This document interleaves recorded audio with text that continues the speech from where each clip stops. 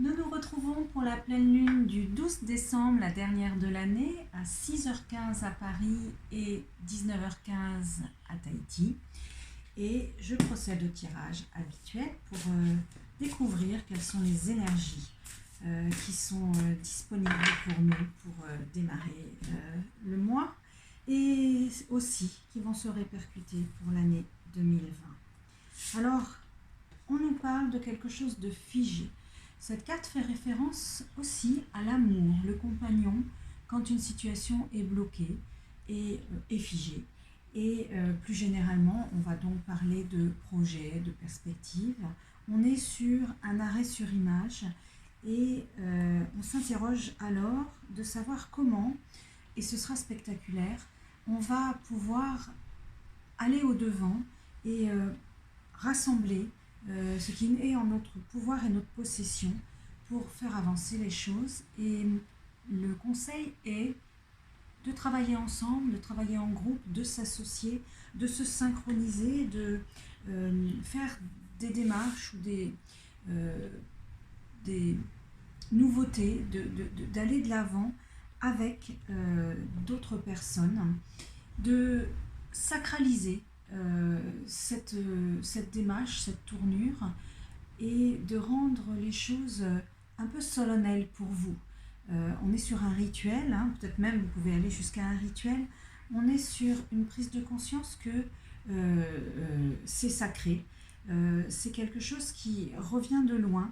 Ce que vous allez mettre en place, ce que vous allez imaginer, la façon dont vous allez le faire, et dans une perspective de guérison, c'est-à-dire de nettoyage énergétique de ce qui a été bloqué jusqu'à présent, de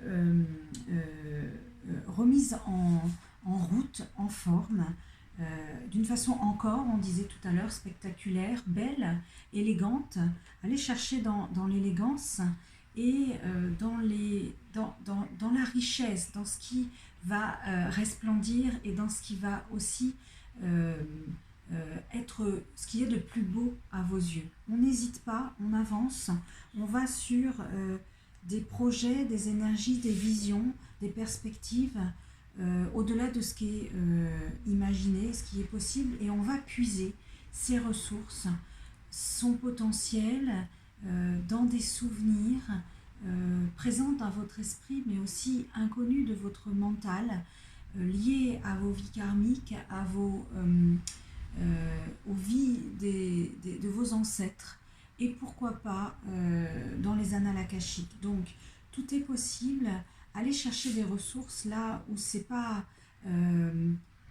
évident pour vous, où c'est pas une évidence, où c'est pas un lieu ou une ressource qui vous paraît jusqu'à présent envisageable. Allez plus loin, out of the box, pardon. Allez chercher là où vous vous sentez puissant, là où vous sentez qu'il y a de la protection. Vous avancez à deux ou à plusieurs dans un élément, dans un contexte qui est encourageant, qui est enveloppant et qui vous permet, encore une fois, c'est la carte des ancêtres, qui vous permet d'aller vous reposer sur des choses qui existent déjà à votre disposition, que vous n'avez pas encore mobilisées et qui sont sous protection. Sous protection, pas contre vous, mais qui vous apportent les bons augures, qui vous apportent la facilité, l'accompagnement. C'est encore une fois dans les choses matérielles des ressources et des possibilités qui sont protégées. On vous informe qu'il est nécessaire de commémorer, de vous souvenir ce qui a été utile, bon, judicieux, à un moment donné dans votre expérience, dans votre cheminement, de vous en souvenir, d'honorer ce qui a été réalisé avec succès et de faire un point de là où vous en êtes.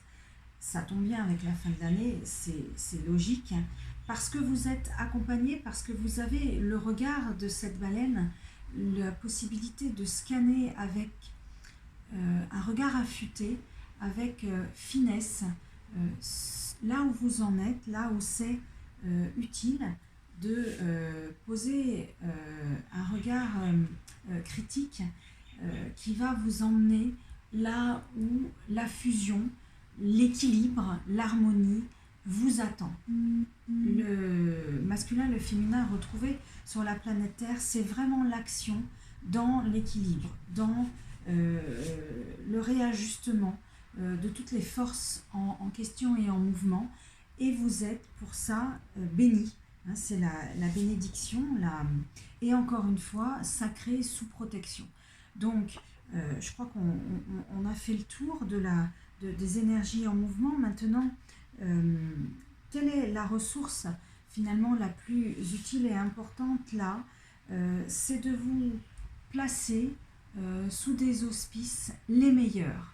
C'est peut-être banal de dire ça, mais parfois on se censure, on s'arrête, on a des vœux inconscients de vie karmique, de pauvreté, de chasteté, de silence, etc.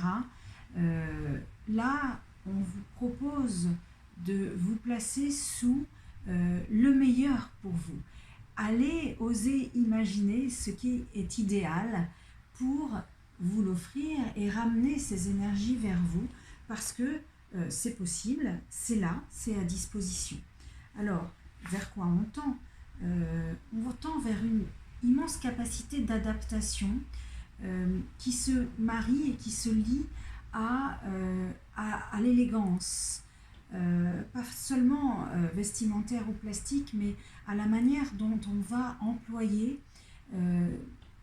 ses atouts pour trouver le meilleur pour soi et pour partager, communiquer, tendre vers l'idéal pour soi. Donc, on est capable de s'ajuster, de s'adapter, de combiner l'idéal. Et qu'est-ce qui nous permet, quels moyens on détient, quelle ressource la plus importante on a, c'est la communion.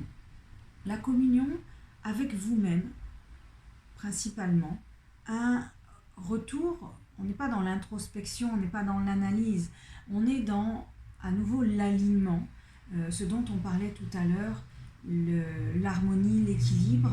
La communion avec soi-même, c'est ce cadeau qu'on s'offre à Noël, de se retrouver dans son authenticité pour en tirer les ressources les plus appropriées à ce vers quoi on tend, cette capacité d'ajustement et de création qui nous attend en 2020.